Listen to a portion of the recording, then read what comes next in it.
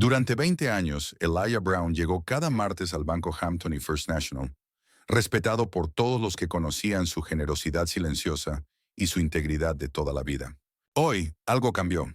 La mirada sospechosa de una joven cajera, el rechazo frío de un gerente, y de repente el viudo de 76 años se encontró marcado como ladrón frente a un vestíbulo lleno de testigos. Cuando seguridad lo escoltó bajo la lluvia, su bastón cayó al suelo con estrépito. Una humillación capturada por un teléfono y compartida en redes sociales en cuestión de horas. Nadie en el banco sabía que el anciano afroamericano, al que habían avergonzado, tenía un hijo que había desaparecido hacía 30 años, reinventándose como alguien nuevo. En su lujoso ático, el magnate tecnológico multimillonario Dee Westfield, nacido como Andrew Brown, miraba el video viral del maltrato a su padre, un padre al que había abandonado, pero jamás olvidado. Las mismas manos disciplinadas que una vez le enseñaron carpintería, ahora temblaban por la vergüenza pública. La expresión de Andrés se endureció mientras tomaba su teléfono. Quiero el banco. Todo. Antes de continuar, me encantaría saber desde dónde nos estás viendo hoy. Y si estás disfrutando estas historias, asegúrate de estar suscrito, porque el episodio especial de mañana es uno que definitivamente no querrás perderte. La luz de la mañana se filtraba a través de las cortinas desgastadas cuando los ojos de Elijah Brown se abrieron exactamente a las 5 en punto, como lo habían hecho durante los últimos 40 años. No necesitaba despertador. Su cuerpo conocía la rutina de memoria. Se sentó lentamente al borde de la cama, sintiendo el dolor familiar en las rodillas que se había convertido en su constante compañía en los últimos años. El espacio vacío a su lado aún se sentía extraño, incluso después de tanto tiempo. Su mano envejecida acarició suavemente la almohada de Marta. La hendidura hacía tiempo que se había desvanecido, pero el recuerdo seguía vívido. «Buenos días, cariño», susurró al silencio, un ritual que le traía tanto dolor como consuelo. Elijah se arrastró hacia la cocina con sus pantuflas gastadas. Llenó la tetera con agua y la puso en la estufa. Preparó el té favorito de Marta, manzanilla con un toque de miel, tal como a ella le gustaba. Él nunca lo bebía. La taza quedaba intacta sobre la mesa mientras él tomaba su café negro, permitiéndose imaginarla sentada frente a él. La pequeña mesa de la cocina, junto a la ventana, ofrecía una vista del vecindario que despertaba. Elijah abrió su Biblia gastada, con páginas suaves y amarillentas, de tantas décadas de lectura diaria. Sus grandes dedos, antes fuertes y ágiles por los años de carpintería, ahora se movían lentamente al seguir los versículos familiares que lo habían guiado en los momentos más difíciles de la vida. Cuando el reloj marcó las 6, Elijah se vistió cuidadosamente con pantalones caqui bien planchados y una camisa abotonada, el mismo atuendo que usaba cada martes para su visita semanal al banco. Se peinó su cabello plateado hacia un lado, se puso un poco de la loción para después de afeitar que Marta le había regalado en su último aniversario juntos, y revisó su reflejo en el espejo. «Hoy estás presentable, viejo», dijo con una pequeña sonrisa, ajustando su cuello. Su nuera alguna vez le ofreció comprarle ropa nueva, pero Elijah prefería la comodidad de lo familiar. Esa ropa tenía historia.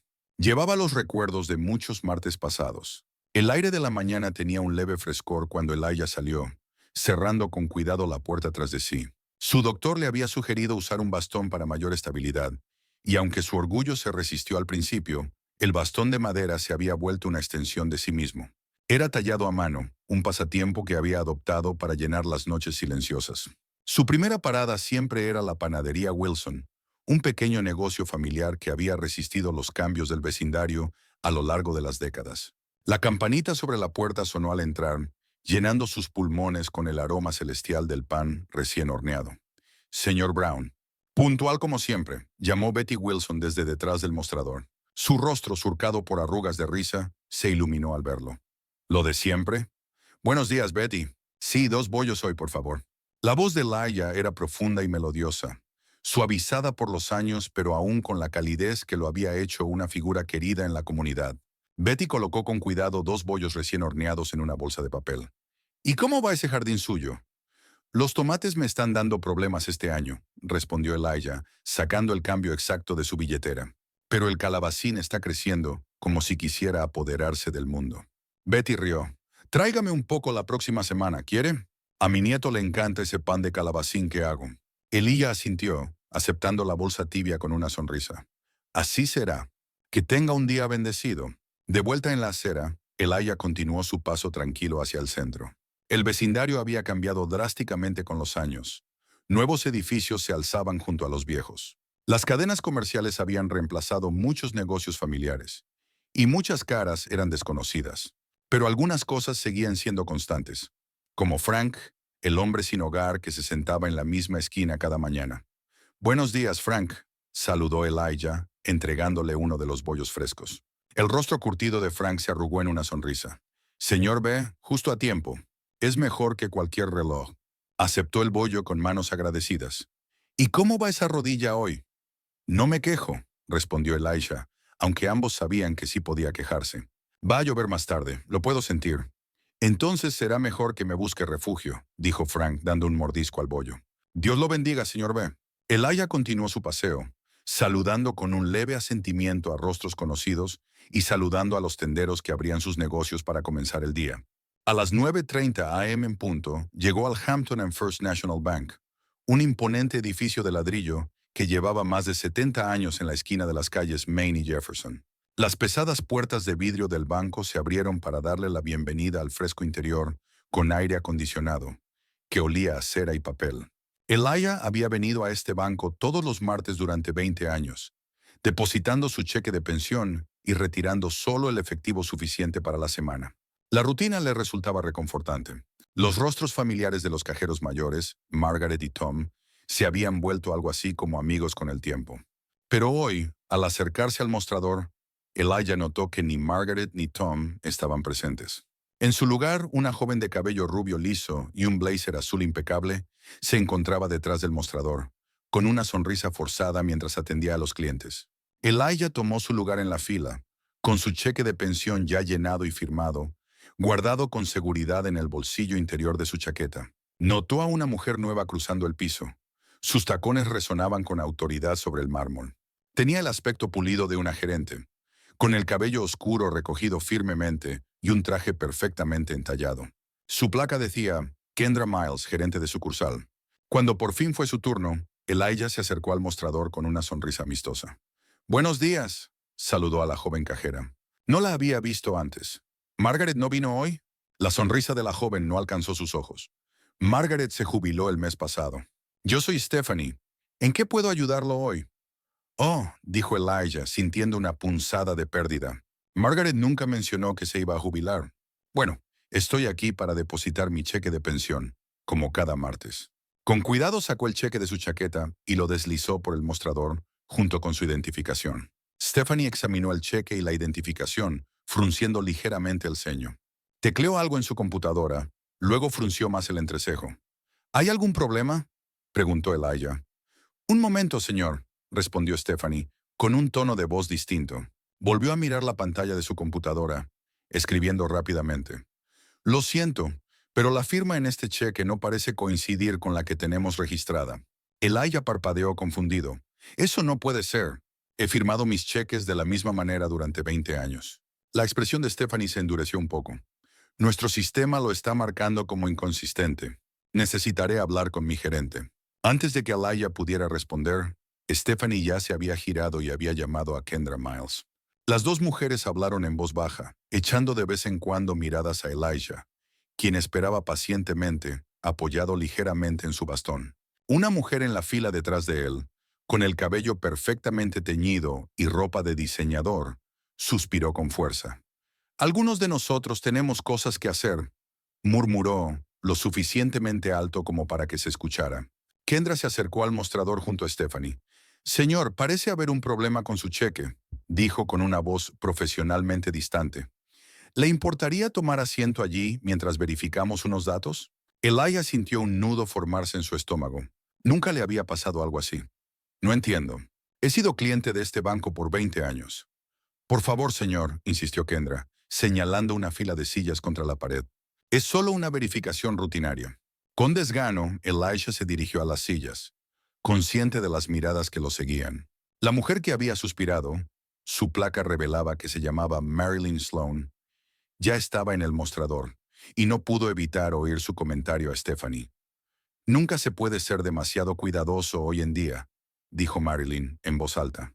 «Estas estafas se están volviendo tan sofisticadas». Leí sobre una la semana pasada donde atacaban bancos con cheques falsos. Elijah sintió que la cara se le encendía de vergüenza. La implicación era clara, y varios clientes se volvieron a mirarlo con ojos sospechosos. La postura de Kendra se tensó ante el comentario. Tomó el teléfono en el mostrador y habló en voz baja, dándole la espalda al vestíbulo. Elijah no pudo oír lo que decía, pero momentos después, un joven guardia de seguridad latino apareció por una puerta lateral. El guardia, cuya placa decía Luis Santiago, se acercó a Kendra para recibir instrucciones. Era joven. Probablemente tenía poco más de 20 años, con el rostro afeitado que aún conservaba rastros de juventud. Su uniforme parecía nuevo y un poco grande para su contextura. Kendra hablaba con Luis mientras lanzaba miradas ocasionales hacia Elijah. La expresión de Luis pasó de neutral a preocupada mientras escuchaba. Parecía hacer una pregunta, a la cual Kendra respondió con firmeza antes de señalar a Elijah. Con visible renuencia, Luis se acercó a donde Elijah estaba sentado esperando. «¿Señor?» Su voz se quebró ligeramente y carraspeó. «Señor, necesito hablar con usted». Elijah alzó la vista, su dignidad intacta a pesar de la confusión y la vergüenza que lo invadían. «¿Yo? ¿Sí, joven?» Luis se movió incómodo. «La gerente cree que puede haber un problema con su cheque. Ella solicita que abandone el lugar hasta que el asunto pueda resolverse». ¿Que me vaya? La voz de Elijah se mantuvo firme, aunque el corazón le latía con fuerza. «Debe haber algún error. He sido cliente de este banco por 20 años. Mi esposa y yo abrimos nuestra cuenta en 1999 y nunca he tenido un problema. Lo entiendo, señor, pero ¿podría pedirles que llamen a Tom Harrison? Él ha sido mi banquero por años. Puede verificar quién soy». Luis miró hacia Kendra, que observaba atentamente la interacción. «Lo siento, señor. El señor Harrison no está disponible y la señora Miles ha pedido que se retire por ahora. Puede volver mañana, después de que hayan tenido tiempo de verificar el cheque». Para ese momento, varios clientes ya estaban observando abiertamente. Marilyn Sloan estaba de pie cerca del mostrador, con una expresión mezcla de suficiencia y falsa preocupación. «Vi algo sobre esto en las noticias», dijo en voz alta a otro cliente. «Dijeron que están usando a ancianos como testaferros en redes de fraude. Probablemente le dieron un cheque falso para cobrar». La acusación quedó suspendida en el aire como veneno. Elijah sintió como si le hubieran abofeteado. Sus manos temblaban ligeramente al aferrarse a su bastón. «No soy un ladrón», dijo en voz baja, con dignidad en cada sílaba. «Trabajé para la ciudad durante 42 años. Jamás he robado un centavo en mi vida». Kendra dio un paso al frente. «Señor, no lo estamos acusando de nada. Esto es solo un procedimiento estándar cuando nuestro sistema detecta algo sospechoso. Ahora, si pudiera retirarse tranquilamente, podemos resolver esto más tarde». Elijah miró a los rostros que lo observaban. Algunos curiosos, otros con sospecha. Otros evitaban mirar con incomodidad. Ni una sola persona habló en su defensa. «Quiero hablar con alguien que me conozca», insistió Elijah, con voz aún baja pero firme. «Margaret o Tom aclararían esto en un minuto». «Ellos ya no trabajan aquí», dijo Kendra con firmeza. «Ahora, por favor, váyase antes de que nos veamos obligados a tomar otras medidas». Luis se mantuvo incómodo junto a Elijah, claramente dividido entre su deber y su sentido del bien y del mal. «Por favor, señor», susurró, «no lo haga más difícil». Con toda la dignidad que pudo reunir, Elijah se puso lentamente de pie. «He venido a este banco cada martes a la misma hora por 20 años», dijo, su voz resonando en el vestíbulo ahora en silencio. «Mi esposa y yo elegimos este banco porque decía preocuparse por la comunidad. Marta estaría destrozada si viera esto hoy». Cuando Elijah se dio la vuelta para marcharse, su bastón se trabó con la pata de una silla. Tropezó ligeramente y el bastón de madera cayó al suelo con estrépito. Luis se apresuró a recogerlo, entregándoselo con una mirada de genuina preocupación. «Gracias, hijo», dijo Elijah en voz baja, aceptando el bastón. Luis lo acompañó hasta la puerta, que abrió para revelar un cielo gris y el inicio de una llovizna. «Lo siento por esto», susurró Luis, en un tono apenas audible para los demás. Elijah salió, la lluvia empapando de inmediato su cabello cuidadosamente peinado y su camisa planchada. A través de las puertas de vidrio pudo ver cómo el banco retomaba su ritmo normal, como si nada hubiera pasado, como si no hubiera sido humillado públicamente tras décadas de lealtad. Lo que Elijah no sabía era que Luis Santiago se quedó junto a la puerta, observando la postura digna pero derrotada del anciano mientras se alejaba bajo la lluvia. Un nudo de vergüenza se apretaba en el estómago del joven guardia. Mirando alrededor para asegurarse de que nadie lo veía, Luis sacó discretamente su teléfono y grabó la figura que se alejaba, capturando el momento en que el anciano se detuvo en la esquina para secarse la lluvia, o quizás las lágrimas, del rostro antes de continuar su camino a casa. Horas más tarde, ese mismo video apareció en redes sociales con una leyenda simple. Este hombre ha cobrado cheques aquí durante 20 años. ¿Por qué lo trataron así? La lluvia se había intensificado para cuando Elijah llegó a su modesta casa. La casa se sentía más vacía de lo habitual mientras colgaba su chaqueta húmeda en el gancho junto a la puerta. Sin molestarse en encender las luces, se dirigió a la sala de estar y se dejó caer en su viejo sillón. En la pequeña mesa a su lado había una fotografía enmarcada.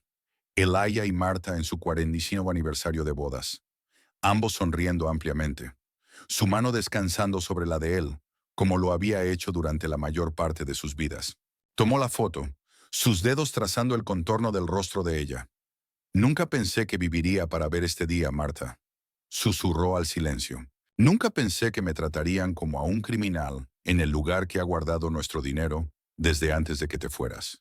Una sola lágrima recorrió su mejilla surcada por los años mientras la lluvia seguía golpeando las ventanas, haciendo eco del peso en su corazón. El video de Elijah Brown alejándose bajo la lluvia del banco Hampton and First National se esparció por las redes sociales como un reguero de pólvora. Para la mañana siguiente, había sido visto más de 2 millones de veces, compartido por celebridades, activistas comunitarios y ciudadanos comunes indignados por lo que veían. Justicia para Elijah y Hampshire Banking. While Black comenzaron a hacer tendencia en Twitter. Se reunieron camionetas de noticias frente al banco, donde los manifestantes sostenían carteles que decían, respeten a nuestros mayores, y 20 años de lealtad no significan nada. Las cuentas en redes sociales del banco se inundaron con comentarios furiosos y reseñas de una estrella. Hampton and First National Bank emitió rápidamente un comunicado. Estamos al tanto de un incidente que involucra a un cliente mayor de edad que ha sido compartido en redes sociales. Este lamentable malentendido no refleja nuestros valores ni los estándares de atención al cliente. Estamos llevando a cabo una revisión interna exhaustiva y hemos contactado al cliente para resolver este asunto. Hampton and First sigue comprometido a servir a todos los miembros de nuestra comunidad con dignidad y respeto. Pero el daño ya estaba hecho. La cuidadosamente redactada respuesta corporativa solo alimentó aún más la indignación pública. En la pequeña casa de Elijah, los reporteros se reunían en la acera con las cámaras listas. Los vecinos intentaban protegerlo, llevándole guisos y ofreciéndose a hacer mandados para que no tuviera que enfrentar el circo mediático. Pero Elijah permanecía adentro, con las cortinas cerradas, rechazando todas las solicitudes de entrevista. No estoy buscando salir en televisión, le dijo a su vecino Bill cuando le llevó una lasaña casera. No estoy buscando caridad ni convertirme en algún tipo de símbolo. Solo quiero recuperar mi dignidad, y eso no me lo pueden dar en las noticias. El orgullo lo mantenía en silencio. La idea de convertirse en un caso de caridad o que la gente lo mirara con lástima era más de lo que podía soportar. Había pasado su vida con la cabeza en alto, trabajando duro y saliendo adelante por sus propios medios. Ser empujado al centro de atención como víctima se sentía como otro tipo de humillación. Al otro lado de la ciudad, en las oficinas del Daily Chronicle, el editor en jefe Robert Nichols llamó a Jasmine Carter a su oficina. A sus 28 años, Jasmine era una de las estrellas en ascenso del periódico. Ambiciosa, meticulosa y sin miedo de abordar historias difíciles. Quiero que te encargues del caso del banco, dijo Nichols sin rodeos cuando Jasmine se sentó. El anciano del video, todos están hablando de él, pero nadie tiene la historia completa. Quiero que vayas más a fondo. ¿Quién es? ¿Qué pasó realmente? ¿Es un caso aislado o parte de un patrón? Jasmine asintió, ya formulando su enfoque. Me pondré en ello de inmediato. Lo que no le dijo a su editor era que ya sabía exactamente quién era Elijah Brown. Habiendo crecido en el mismo vecindario, lo recordaba como el señor Brown de la calle Cedar, el hombre amable que arreglaba cosas para los vecinos y siempre tenía caramelos de menta en los bolsillos para los niños del barrio. Le había construido una estantería a su madre cuando Jasmine tenía solo 8 años, rechazando cualquier pago y aceptando solo una porción de pastel de batata. De vuelta en su escritorio, Jasmine comenzó su investigación, empezando por los registros públicos. Elijah Brown, 76 años, viudo, jubilado del Departamento de Obras Públicas de la ciudad tras 42 años de servicio, sin antecedentes penales, dueño de la misma casa en la calle Cedar desde hace más de 4 décadas. Mientras investigaba más a fondo, Jasmine se transportó mentalmente a 1987. Estaba entrevistando a amigos de la infancia, antiguos vecinos y colegas de Elijah, armando el retrato del hombre detrás del video viral. Él le enseñó todo lo que sabía de carpintería a su hijo, dijo William Taylor, ex compañero de trabajo de Elijah. Recuerdo haber visitado su casa una vez. El pequeño André no debía tener más de 12 años, pero ya construía casitas para pájaros que parecían hechas por un profesional. Otra vecina, Grace Miller, recordó cómo Elijah había instalado una rampa para silla de ruedas para su esposo después de que sufriera un derrame cerebral. No aceptó ni un centavo, le dijo a Jasmine. Dijo que eso es lo que hacen los vecinos. Pasó 3 fines de semana construyéndola, asegurándose de que fuera resistente y segura. Cuanto más investigaba Jasmine, más clara se volvía la imagen. Elijah Brown era un pilar de la comunidad. Un hombre que había criado a su hijo con una guía firme, pero amorosa tras la muerte temprana de su esposa por cáncer. Un hombre que creía en el trabajo duro, la honestidad y en ayudar a los demás. Pero ¿dónde estaba su hijo ahora? Andre Brown parecía haber desaparecido de los registros públicos después de los 18 años. La investigación de Jasmine la llevó a un polvoriento anuario escolar de 1993. Allí encontró una foto del adolescente Andre Brown, alto, de rostro serio, con los mismos rasgos dignos que su padre. El pie de foto bajo su retrato de último año decía, el más probable a cambiar el mundo. A través de entrevistas con excompañeros de clase de Andre, comenzó a emerger una historia de tensión. Andre había sido brillante, ambicioso, pero también cada vez más frustrado por lo que veía como la vida simple y las aspiraciones modestas de su padre. Tuvieron una gran pelea en el penúltimo año, recordó Marcus Wilson, antiguo amigo de Andre. Andre fue aceptado en un programa de verano muy prestigioso en una universidad de la Ivy League, pero no podían pagar la matrícula. El señor Brown le sugirió trabajar en la ferretería, aprender habilidades prácticas. Andre se enfureció, dijo que no iba a pasar su vida arreglando cosas para gente que lo despreciaba. La grieta se fue ampliando con el tiempo. Mientras Elijah creía en la dignidad silenciosa, el trabajo honesto y la conexión con la comunidad, Andre ansiaba reconocimiento, riqueza y otro tipo de respeto. La última vez que los vi juntos fue en la graduación, le contó otro compañero a Jasmine. Andre consiguió una beca enorme. Su padre estaba orgulloso, pero no paraba de decir cosas como, mantente humilde y recuerda de dónde vienes. Andre solo parecía distante, como si ya se hubiera ido. Y se había ido. A los 18 años, Andre Brown se marchó de casa, y al parecer también dejó su identidad atrás. Mientras tanto, en un ático elegante, con vista al perfil urbano de la ciudad, un hombre conocido por la mayoría como D. Westfield se sentaba tras un enorme escritorio de vidrio, revisando las proyecciones trimestrales. A sus 49 años proyectaba poder y confianza.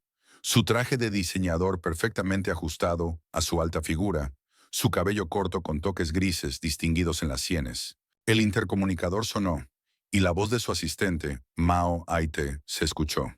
Señor Westfield, creo que hay algo que debería ver. Momentos después, la asistente entró con una tableta y la colocó frente a él. Este video se está volviendo viral. Pensé que debería saberlo. Day, Westfield, Andre Brown. Aunque habían pasado décadas desde la última vez que lo vio, Andre reconoció de inmediato a su padre. Su rostro permaneció impasible, sin mostrar nada frente a su asistente. Gracias, Tracy. Eso es todo por ahora. Cuando la puerta se cerró, Andre rebobinó el video y lo vio una y otra vez. Cada reproducción despertaba una nueva oleada de emociones. Sorpresa, ira y algo más profundo que había intentado enterrar por años. Vergüenza. Durante horas, Andre permaneció solo en su oficina, las luces de la ciudad encendiéndose al caer la tarde. El video había desbloqueado una avalancha de recuerdos que había pasado años reprimiendo. Las manos de su padre guiando las suyas sobre un trozo de madera. Su voz contándole cuentos antes de dormir. Su padre parado solo en su graduación, mientras otros chicos tenían a 2 padres animándolos. Tracy volvió a entrar después de tocar. Señor, he estado pensando en ese video. Podríamos hacer una donación anónima al señor, o quizá financiarle un equipo legal para... No, la interrumpió Andre, su voz firme pero suave. No voy a darle dinero. Giró su silla para mirar el perfil de la ciudad, su reflejo espectral en el cristal. Voy a darle lo que ellos le quitaron. La investigación de Jasmine Carter la llevó al banco al día siguiente. Los manifestantes habían disminuido un poco, pero las camionetas de noticias aún llenaban la calle. Dentro, el ambiente era tenso. Los empleados hablaban en voz baja mientras atendían a un número reducido de clientes. Kendra Miles inicialmente se negó a hablar con Jasmine, citando la revisión interna en curso. Pero Jasmine fue persistente, esperando en el vestíbulo hasta la hora del almuerzo de Kendra. 5 minutos, dijo Kendra con rigidez mientras se sentaban en una cafetería frente al banco. Y todo es extraoficial. ¿Por qué trataron así al señor Brown? Preguntó Yasmín directamente. La fachada profesional de Kendra se resquebrajó ligeramente. Nuestro sistema marcó la transacción. Seguí el protocolo. ¿El protocolo exige humillación pública? Esa no fue la intención, respondió Kendra a la defensiva. La situación se salió de control. ¿Conocía usted personalmente al señor Brown? ¿Lo había visto antes en el banco? Algo cambió en los ojos de Kendra ante la pregunta. Vaciló apenas un segundo más de lo necesario. No. Como dije, estaba siguiendo el protocolo para transacciones marcadas. Pero Yasmín había notado la duda. Señorita Miles, mi investigación muestra que usted creció en el mismo vecindario que Elijah Brown. ¿Es correcto? La compostura de Kendra se desmoronó aún más. Esta entrevista ha terminado, dijo, recogiendo sus cosas.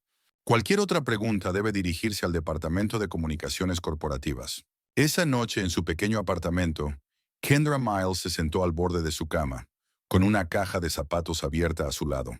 Dentro había recuerdos de su infancia, boletines escolares, tarjetas de cumpleaños y fotografías. Con cuidado sacó una foto descolorida de una niña negra, sonriendo con orgullo junto a un hombre mayor que reparaba la puerta principal de su casa. Kendra, de 10 años, sonreía a la cámara mientras Elijah Brown trabajaba en segundo plano, con sus herramientas esparcidas alrededor. La puerta se había roto durante un robo, y su madre soltera no podía permitirse repararla adecuadamente. Elijah había llegado una mañana de sábado con su caja de herramientas, y la arregló sin que nadie se lo pidiera, negándose a recibir pago. Un hogar seguro no es un lujo, es una necesidad, le había dicho a su madre. Cualquiera que diga lo contrario, nunca se ha sentido inseguro en su propia casa. Kendra trazó con el dedo la silueta de Elijah en la fotografía, con lágrimas llenándole los ojos, mientras la vergüenza y el conflicto se debatían en su interior. Mientras tanto, Luis Santiago estaba en su pequeño estudio, reviviendo los acontecimientos de ese día en su mente. Llevaba solo 3 semanas trabajando en el banco, su primer empleo real después de la universidad comunitaria. El puesto de seguridad se suponía que era un trampolín, una forma de ahorrar para entrar a la academia de policía, pero ahora se encontraba cuestionando todo. La mirada en los ojos de Elijah Brown, al ser escoltado fuera, lo había perseguido durante días. No era ira, ni siquiera dolor. Era algo peor. Resignación. Como si Elijah siempre hubiera sabido que ese momento llegaría eventualmente. Luis abrió su laptop y buscó el video que alguien había grabado desde la calle. Su propio metraje, capturado discretamente, aún seguía guardado en su teléfono. La sección de comentarios estaba llena de indignación, llamados al boicot y demandas de justicia. Su dedo flotó sobre el teclado. Tenía más. El metraje completo de seguridad mostraba exactamente lo que había sucedido dentro del banco. Pero compartirlo probablemente le costaría el trabajo, y podría hacerlo legalmente responsable. ¿Valía la verdad ese riesgo? Cerró su laptop sin decidirse, pero el peso de su silencio se volvía más difícil de soportar con cada día que pasaba. Al otro lado de la ciudad, Andre Brown sacó una caja polvorienta de cartón de un armario en su penthouse. La etiqueta, escrita con su letra adolescente, decía, «Taller de papá». No la había abierto en décadas. Dentro había restos de su vida anterior. Un pequeño martillo que su padre le había dado por su 10º cumpleaños. Un libro gastado sobre carpintería, fotografías de proyectos que habían hecho juntos. Al fondo, envuelta en un paño viejo, estaba una placa de madera tallada a mano. Andre recordó haberla hecho cuando tenía 12 años. Las horas de lijado cuidadoso, la precisión de cada letra, el orgullo en los ojos de su padre cuando le presentó el producto terminado. La placa decía, Brown e hijo. Había sido hecha para el taller que su padre soñaba con abrir algún día. Un lugar donde trabajarían juntos, construyendo muebles y transmitiendo habilidades de una generación a otra. Pero la vida llevó a André en una dirección diferente, lejos de los modestos sueños de su padre y hacia sus propias ambiciones más grandes. Pasó los dedos sobre las letras talladas, sintiendo la artesanía que sus manos jóvenes habían logrado bajo la guía de su padre. Entonces tomó su teléfono y hizo una llamada. Soy yo, dijo, con voz firme y decidida. Quiero el banco. Todo. Stephen Blake caminaba de un lado a otro en su oficina de esquina, el teléfono pegado a la oreja, el rostro enrojecido por la ira. No me importa lo que el equipo de relaciones públicas piense que es mejor, espetó. Esto tiene que desaparecer, y rápido. No, absolutamente no. No vamos a emitir una disculpa personal. Eso sería admitir responsabilidad. Como director regional de Hampton and First National Bank, Stephen había construido su reputación sobre la eficiencia y los resultados. A sus 48 años, su cabello entrecano y sus trajes a la medida proyectaban confianza, pero a puerta cerrada era conocido por su enfoque despiadado. Escucha con atención, continuó bajando la voz. Quiero que se eliminen todas las grabaciones de vigilancia del martes. Todas. Si alguien pregunta, diremos que es procedimiento estándar. Y que Miles venga a mi oficina. Ahora. Colgó, se acomodó la corbata y respiró hondo. El video viral de Elijah Brown había desatado una tormenta que no había anticipado. Esto debía ser contenido. Un golpe a la puerta interrumpió sus pensamientos. Adelante, dijo. Kendra Miles entró, con la postura rígida. ¿Quería verme, señor? Siéntese, Miles. Cuénteme exactamente qué pasó con el asunto de Elijah Brown, y no me dé la versión suavizada que le diste a la central. Antes de que Kendra pudiera responder, la asistente de Stephen entró sin tocar. Señor, tenemos un problema. El equipo técnico dice que no pueden encontrar las grabaciones del martes. Desaparecieron del sistema. Stephen entrecerró los ojos al mirar a Kendra. ¿Desaparecieron? ¿Qué significa eso? Alguien debe haberlas descargado antes de que pudieran ser eliminadas, explicó nerviosamente la asistente. Están revisando los registros de acceso ahora. Stephen la despidió con un brusco asentimiento antes de volver su atención a Kendra. Averigua quién tiene ese material y asegúrate de que entiendan las consecuencias de hacerlo público. Mientras tanto, en una elegante oficina del centro, Andre Brown, aún conocido como D. Westfield, se reunía con su equipo legal. ¿Qué han encontrado?, preguntó André, su voz tranquila a pesar de la intensidad en su mirada. Sarah Wilson, su principal asesora legal, deslizó una carpeta sobre la mesa. Hampton and First tiene un historial de prácticas cuestionables. Han cerrado sucursales en vecindarios predominantemente negros y latinos, mientras abren nuevas en zonas blancas acomodadas. Eso no es inusual para los bancos, apuntó André. ¿Qué más? Michael Dorian, su investigador financiero, mostró un gráfico. Sus políticas de sobregiro son donde se pone interesante. Procesan las transacciones de mayor a menor, maximizando la cantidad de comisiones por sobregiro. ¿Y adivina qué sucursales tienen el mayor porcentaje de estas comisiones? Las de los vecindarios minoritarios, concluyó André, con un músculo tensándose en su mandíbula. Exactamente, confirmó Michael. Están usando a los clientes de bajos ingresos para subsidiar los servicios de los más acomodados. Andrés se levantó y caminó hacia la ventana. Encuéntrenme todo. Cada vacío legal que han aprovechado, cada comunidad que han abandonado, cada cliente del que se han aprovechado. Quiero conocer a Hampton and First mejor de lo que ellos se conocen a sí mismos. A la mañana siguiente, un hombre vestido de civil entró al vestíbulo del banco. Nadie reconoció a Andre Brown mientras observaba las operaciones, prestando atención a las cámaras de seguridad, las interacciones con los cajeros y los patrones de trato al cliente. Después de 20 minutos, Andrés se acercó a una pared de premios. Entre ellos había un premio descolorido de agradecimiento al cliente, con una foto de un joven Elijah Brown. La placa decía, en reconocimiento a 10 años de leal patrocinio, 2009. Andre notó que el premio había sido movido a una posición menos prominente, parcialmente oculto detrás de reconocimientos más nuevos. Esa noche, Kendra estaba sentada en la mesa de su cocina, la cena enfriándose. Su esposo, James, la miraba con preocupación. «No has dicho ni dos palabras desde que llegaste», dijo con suavidad. «¿Sigue siendo lo del trabajo?» Kendra alzó la vista, el conflicto evidente en sus ojos. Lo conocía, James. Conocía al señor Brown. ¿El hombre del video? ¿Cómo? Cuando tenía 10 años, rompieron la puerta de entrada de nuestra casa durante un robo. Mamá no podía pagar para repararla. El señor Brown vino un sábado y la arregló gratis. Su voz se suavizó. Pasó horas asegurándose de que estuviera segura. Incluso añadió una mirilla a la altura adecuada para mamá y para mí. James alargó la mano por la mesa y tomó la suya. Nunca me habías contado eso.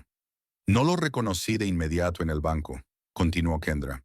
Pero su nombre, cuando escuché su nombre completo, algo hizo clic. Y luego, cuando esa mujer empezó a insinuar que era un ladrón, se interrumpió, las lágrimas amenazando con brotar. ¿Por qué no dijiste algo? La expresión de Kendra se endureció. ¿Y arriesgar mi trabajo? ¿La promoción por la que he trabajado tantos años? Tengo préstamos que pagar, las facturas médicas de mi madre. No me puedo permitir principios en este momento. Al otro lado de la ciudad, Luis Santiago estaba sentado en su coche frente a una cafetería, observando a Yasmín Carter trabajar en una mesa de la esquina.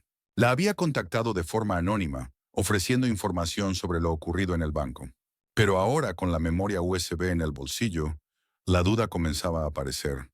¿Valía la pena perder su trabajo? El recuerdo del rostro digno de Elijah Brown mientras lo escoltaban fuera del banco le dio su respuesta. Luis entró en la cafetería, pidió una bebida y se sentó junto a Yasmín. Sin hacer contacto visual, susurró: «Tengo lo que estás buscando. No me mires». Yasmín, profesional como era, no reaccionó más que con una leve inclinación de cabeza. «¿Cómo sé que es legítimo?», preguntó en voz baja. «Porque yo estuve ahí. Soy el guardia de seguridad que lo escoltó». «¿Por qué haces esto?». Luis colocó la memoria USB sobre la mesa y la deslizó hacia ella. «Porque él no merecía eso. Y porque el banco está intentando borrar lo que pasó». Al día siguiente, Yasmín recibió un correo electrónico encriptado. «Hablemos de justicia, 7 p.m. Lobby del Hotel Edison». Tras tomar precauciones de seguridad, Yasmín llegó al hotel a las 7. El vestíbulo estaba lleno de viajeros, lo que lo hacía ideal para una reunión discreta. «¿Señorita Carter?». Una voz profunda vino desde detrás de ella. «Gracias por venir». Se dio la vuelta y encontró a un hombre alto, de aspecto distinguido y traje a medida. Había algo vagamente familiar en él. «Me temo que tiene la ventaja», respondió ella con cautela. «Puedes llamarme D», dijo él tomando asiento frente a ella. «Tengo información sobre Hampton and First National Bank». «¿Por qué venir a mí? Tu trabajo tiene integridad y pareces genuinamente interesada en la justicia para Elijah Brown». D le entregó una carpeta. «Dentro encontrarás documentación sobre discriminación sistemática en las prácticas de préstamos de Hampton and First. Han negado préstamos hipotecarios a solicitantes minoritarios, calificados 3 veces más que a solicitantes blancos, con perfiles crediticios idénticos». Jasmine hojeó los documentos. «¿Cómo obtuviste esta información?». «Digamos que tengo acceso a datos que la mayoría no tiene», respondió Dee. «Úsala como creas conveniente. Solo te pido que sigas a donde te lleve». «¿Por qué te importa esto?», preguntó Yasmín. «¿Qué te mueve?». La expresión de Dee permaneció neutral, pero algo brilló en sus ojos. «Digamos que creo en la rendición de cuentas». Se levantó para irse y luego añadió: «Quizá quieras investigar los antecedentes de Kendra Miles. Recibió una beca de la Fundación Walker en 2006. Mientras tanto, Stephen Blake se reunía en privado con el inversionista William Hargrove para discutir la venta rápida del banco antes de que el escándalo se profundizara. «Necesitamos acelerar el proceso», dijo Stephen. «Tener los documentos listos y hacer el anuncio antes de que se cause más daño». «Podría haber una complicación», respondió Hargrove. «Alguien ha estado comprando acciones en silencio a través de una empresa fantasma. Casi el 8% ahora». Stephen se quedó helado. «¿Quién?». «Ese es el problema. No lo sabemos, Mon. Muy bien oculto». Antes de que Stephen pudiera responder, su teléfono vibró con un mensaje. «Urgente. Reunión de emergencia de la Junta convocada para mañana por la mañana». Esa noche, Yasmine investigó la pista de Dee sobre la beca de la Fundación Walker. La fundación había sido establecida en 2002 por un donante anónimo para financiar becas universitarias para estudiantes desfavorecidos. Kendra Miles, en efecto, había sido una de las beneficiarias. El bufete de abogados de la fundación era el mismo que representaba a Dee Westfield. Más investigación reveló que Dee Westfield había aparecido en la escena empresarial hacía unos 20 años, aparentemente de la nada. Antes de eso, nada. Una teoría comenzó a formarse en la mente de Yasmine. La desaparición de Andrew Brown y la aparición de Dee Westfield coincidían perfectamente en el tiempo. ¿Podrían ser la misma persona? A la mañana siguiente, los miembros de la Junta de Hampton and First se reunieron en la sala de conferencias. Stephen se sentó a la cabecera de la mesa, proyectando confianza a pesar de su inquietud. «Entiendo que hay preocupaciones sobre el reciente incidente», comenzó Stephen. «Quiero asegurarles que estamos manejándolo». La puerta se abrió y un hombre entró. Era el mismo hombre que se había reunido con Yasmine. «Perdón por llegar tarde», dijo con suavidad, tomando asiento en el extremo opuesto de la mesa. Stephen lo miró confundido. Disculpe, esta es una reunión privada.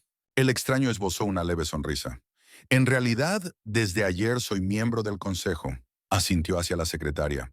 Por favor, distribuyan la documentación. Mientras las carpetas pasaban de mano en mano, murmullos atónitos llenaron la sala. El recién llegado continuó. A través de mi empresa tenedora, ahora poseo el 28% de las acciones del banco Hampton en First National, lo que me convierte en el mayor accionista individual. El rostro de Stephen perdió todo el color. Eso es imposible. También he presentado una oferta formal para adquirir el resto de las acciones con una prima del 30% sobre el valor de mercado, prosiguió el hombre. Encontrarán los detalles en la sección 3. El presidente del consejo ajustó sus gafas mientras revisaba la oferta. Esto es bastante irregular, señor Westfield, pero debo admitir que la propuesta es extremadamente generosa. ¿Generosa?, farfulló Stephen. Es depredadora. No podemos permitir que un forastero venga a... Creo que lo que el señor Blake quiere decir, interrumpió diplomáticamente el presidente, es que necesitamos tiempo para evaluar adecuadamente esta propuesta. Die. Westfield se inclinó hacia adelante. Por supuesto, tómense todo el tiempo que necesiten. Pero debo mencionar que también estoy dispuesto a llevar mis preocupaciones sobre ciertas prácticas bancarias ante los reguladores federales si no logramos llegar a un acuerdo. Stephen fulminó al intruso con la mirada. ¿Quién es usted en realidad? ¿Cuál es su juego? D. Westfield se quitó las gafas con calma y sostuvo la mirada de Stephen directamente. La sala quedó en silencio cuando se hizo evidente el reconocimiento. No del multimillonario de Westfield, sino del parecido concierto anciano cuya humillación se había vuelto viral. Mi nombre, dijo con deliberación, es Andrew Brown. Ustedes trataron a mi padre como a un criminal. Y ahora soy dueño del banco en el que intentaron humillarlo. Elijah Brown estaba sentado en su sillón, con el control remoto en la mano, cuando las noticias matutinas dieron la primicia. El multimillonario y magnate tecnológico de Westfield, ahora revelado como Andrew Brown, ha adquirido el control del banco Hampton and First National, tras el incidente viral que involucró a su padre. La pantalla mostraba a Andrew saliendo de la sede del banco, poderoso y confiado, en un traje caro. Elijah apenas reconocía al muchacho que había criado. «André», susurró con la voz quebrada. La reportera continuó. Fuentes afirman que Brown, quien ha operado bajo el nombre de Westfield durante toda su carrera empresarial, inició la compra tras ver las imágenes virales de su padre siendo escoltado fuera del banco bajo sospechas de fraude. Elijah apagó el televisor con las manos temblorosas. Después de 30 años de silencio, su hijo había reaparecido. No con una llamada ni una visita, sino con un gran gesto que había salido en todos los medios. Orgullo y rabia luchaban dentro de él. Orgullo por el éxito de su hijo.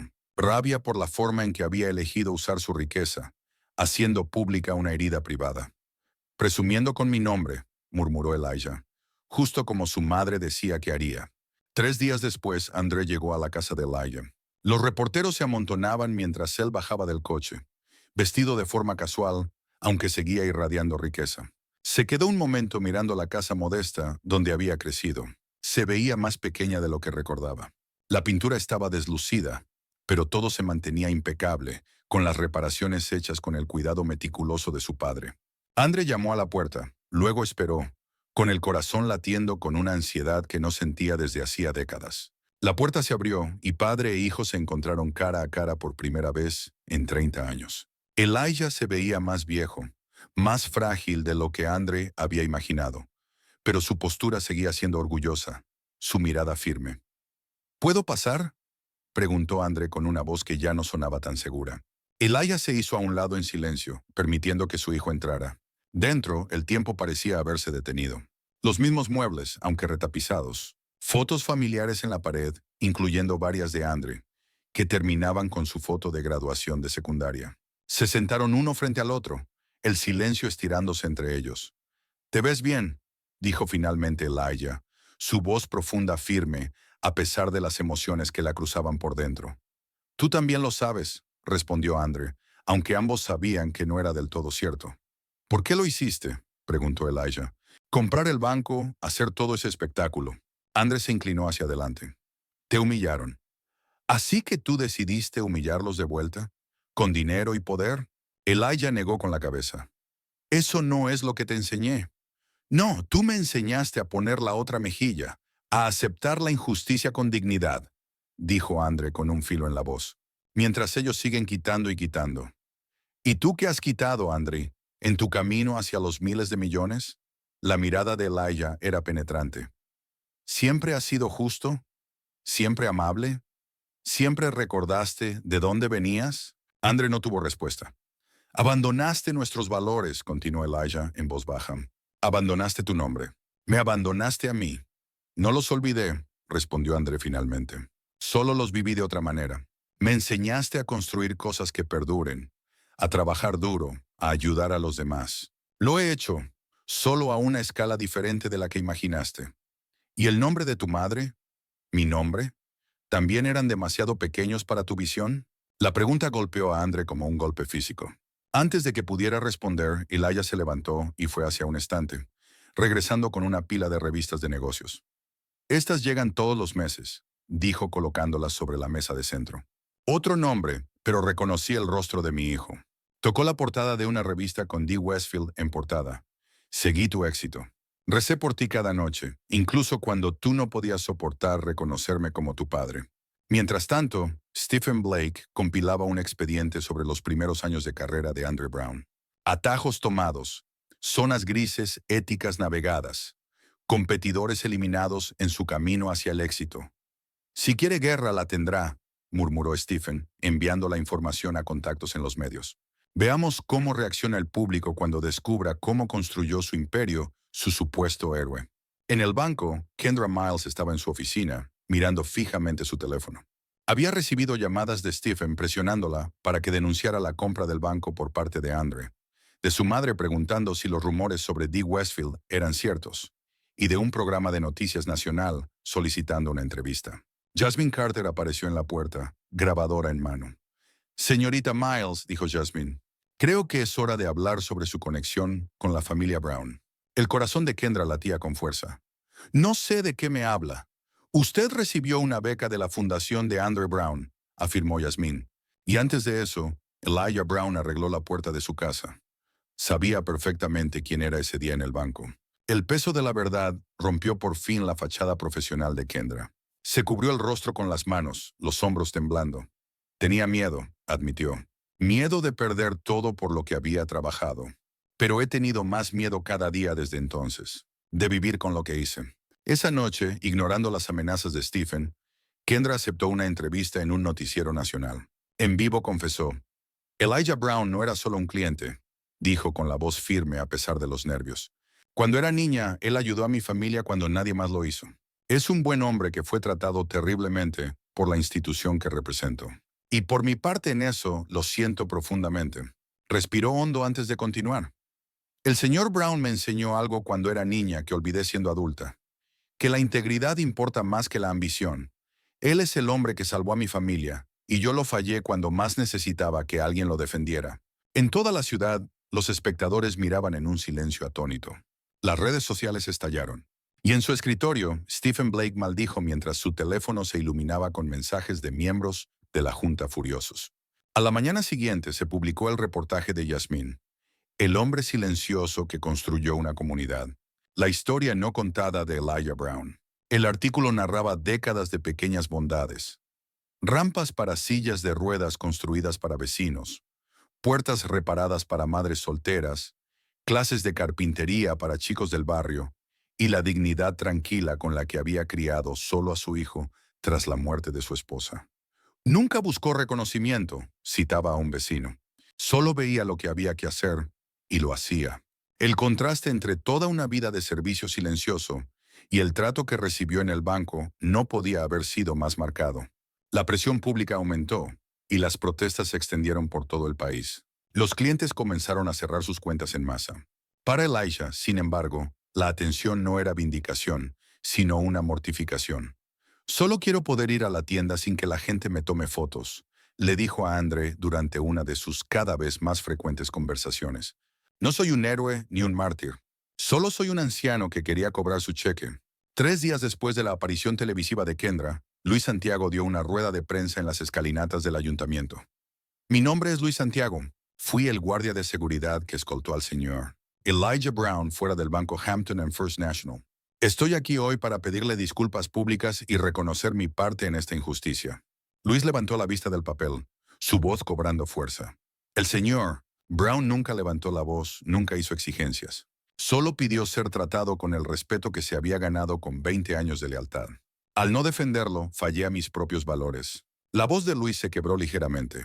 El señor Brown me enseñó el valor sin decir una palabra. Su dignidad frente al irrespeto me mostró lo que es la verdadera fortaleza. Un reportero le preguntó a Luis sobre su situación laboral. Fui despedido al día siguiente de haber entregado las grabaciones de seguridad a la señora Carter, respondió con honestidad.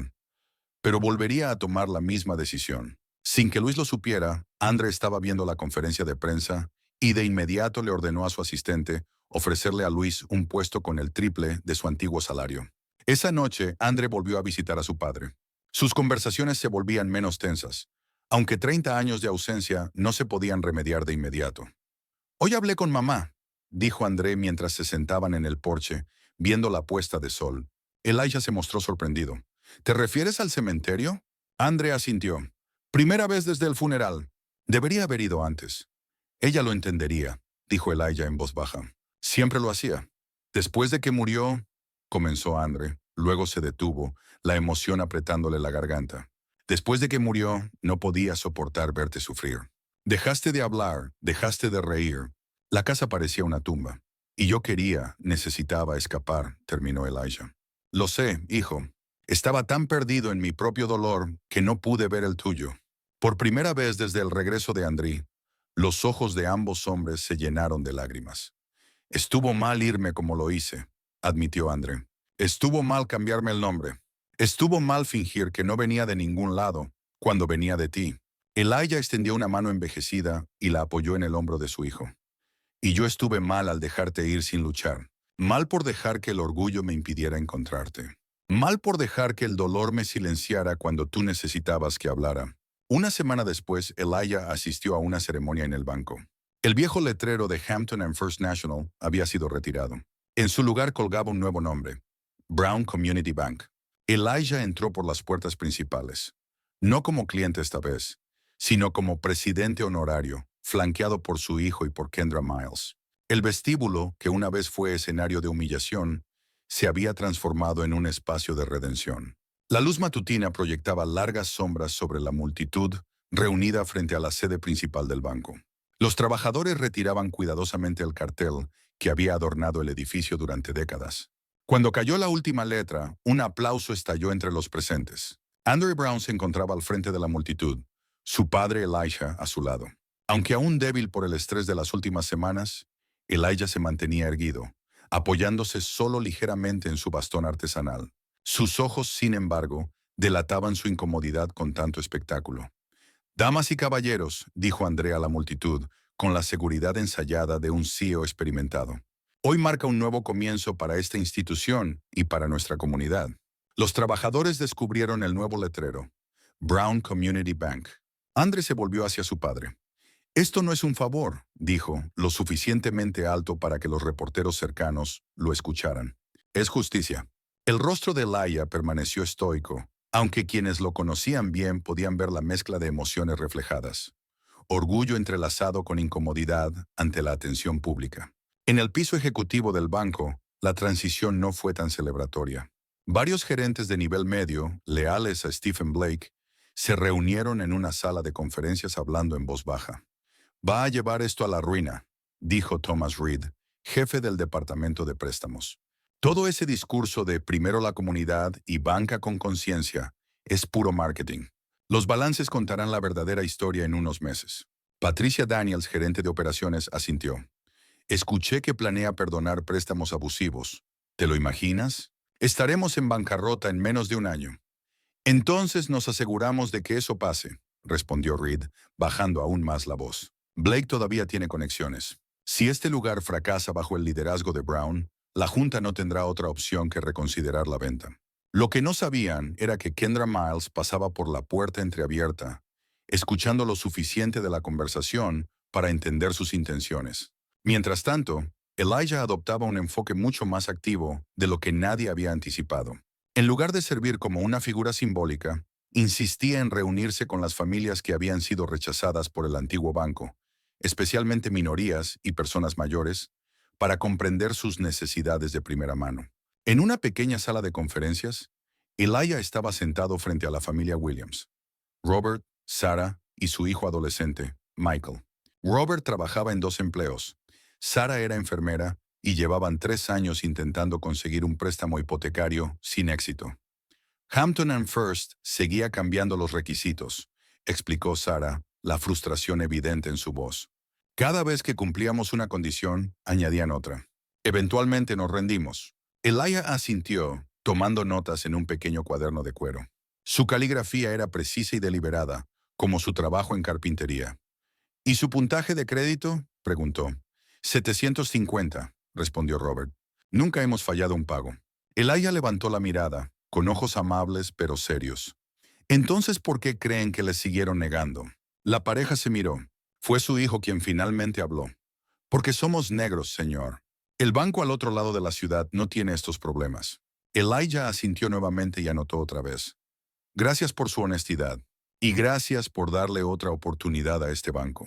Después de que la familia Williams se fue, Andre entró en la sala de conferencias. Esa fue la 5ª familia de hoy, papá. ¿Necesitas descansar? Elijah cerró su cuaderno. Lo que necesito es entender. Los números en un papel no te dicen por qué la gente perdió la fe en este lugar. Tenemos gente para eso. Estudios de mercado, grupos de enfoque. Hijo, interrumpió Elijah suavemente. Hay cosas que uno necesita escuchar con sus propios oídos. Estas personas no son puntos de datos, son vecinos. Al otro lado de la ciudad, en el Daily Chronicle, Jasmine Carter trabajaba en su segundo reportaje sobre la transformación del banco.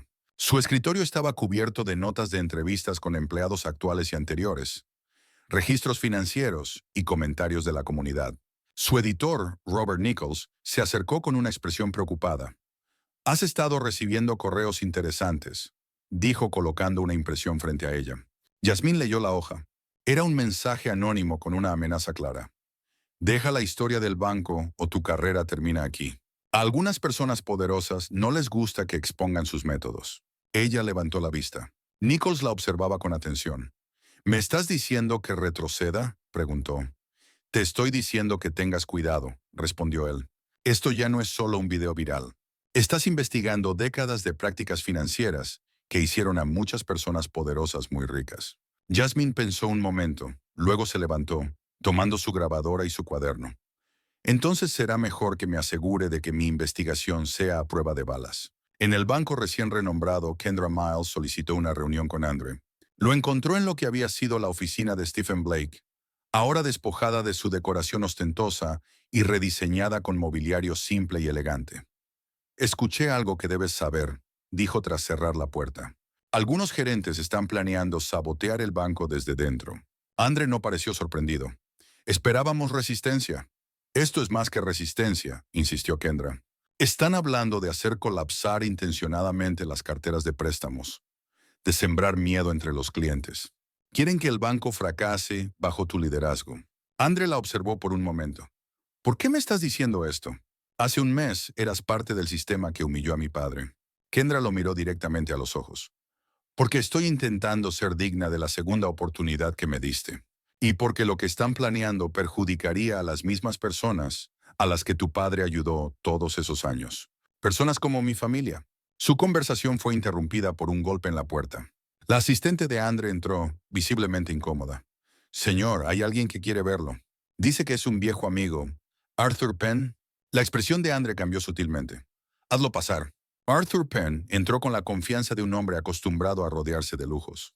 Estaba en sus 60 y tantos y se movía con la gracia deliberada de quien había navegado salas de juntas y almuerzos de poder durante décadas. «Andre», dijo con calidez, los brazos abiertos. «¿O debería llamarte de Westfield? A estas alturas nunca estoy seguro». Andre se levantó pero no devolvió el abrazo. «Arthur, esto es inesperado. Escuché sobre tu nueva adquisición», dijo Arthur, echando un vistazo evaluador a la oficina. «Vaya cambio, de las startups tecnológicas a la banca comunitaria». «Kendra, ¿nos disculpas un momento?», pidió Andre.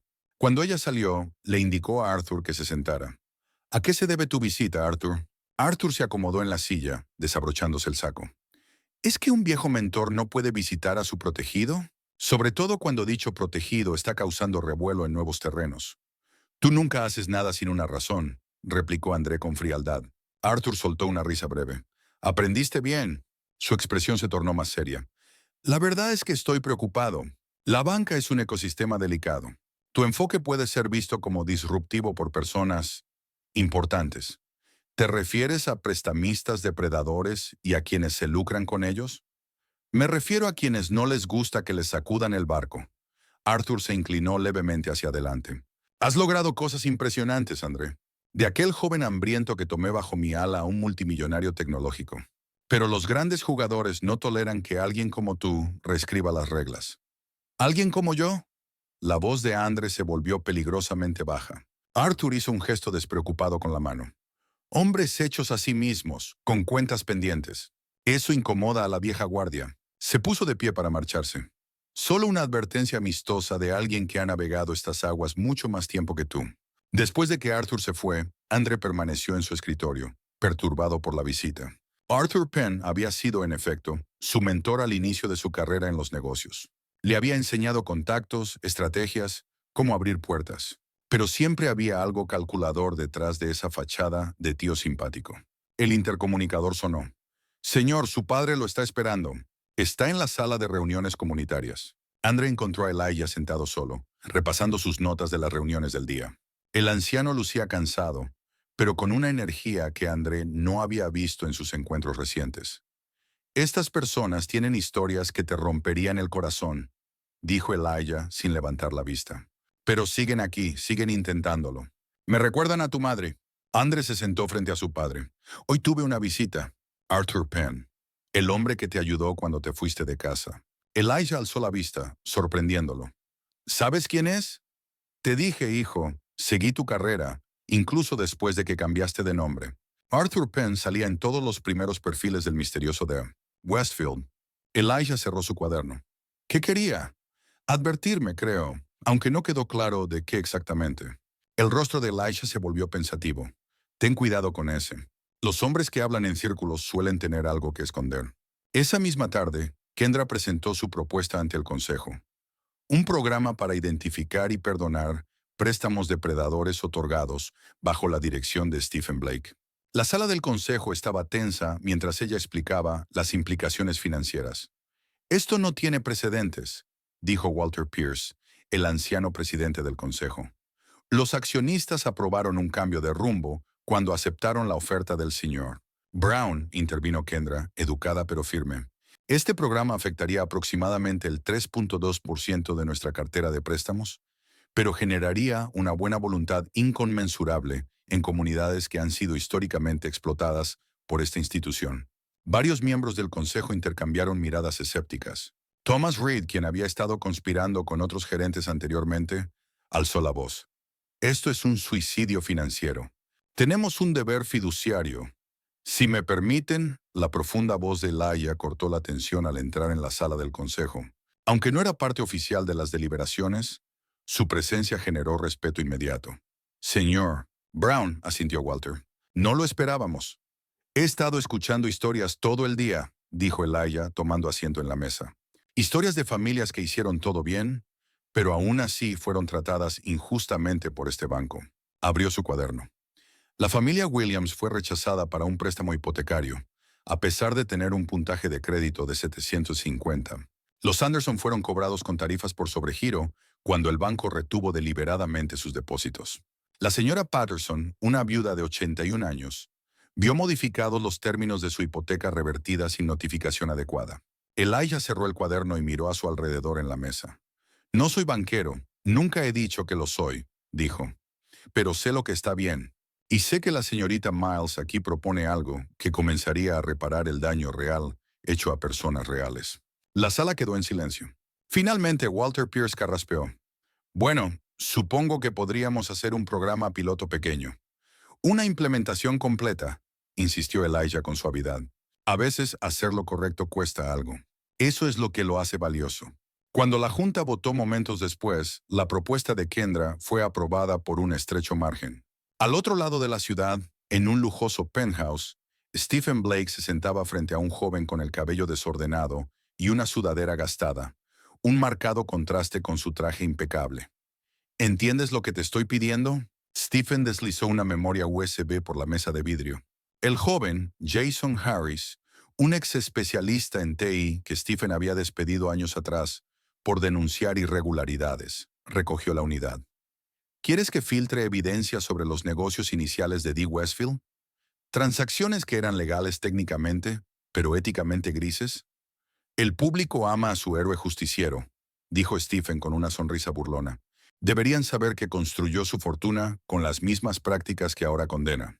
Jason giró la unidad USB entre sus dedos. ¿Y qué hay para mí, además del riesgo considerable? Stephen sonrió con frialdad. Además del generoso pago que discutimos, la satisfacción de exponer a un hipócrita. Después de que Jason se fue, Stephen hizo una llamada. Está hecho. El material debería salir a la red en las próximas 48 horas. ¿Está en marcha nuestro otro arreglo? La voz al otro lado, Arthur Pence, respondió con calma. Todo está listo.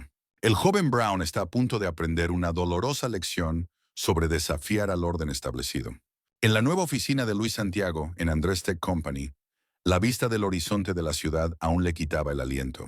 De guardia de seguridad a director de seguridad había sido una promoción vertiginosa, pero Luis estaba decidido a demostrar que lo merecía.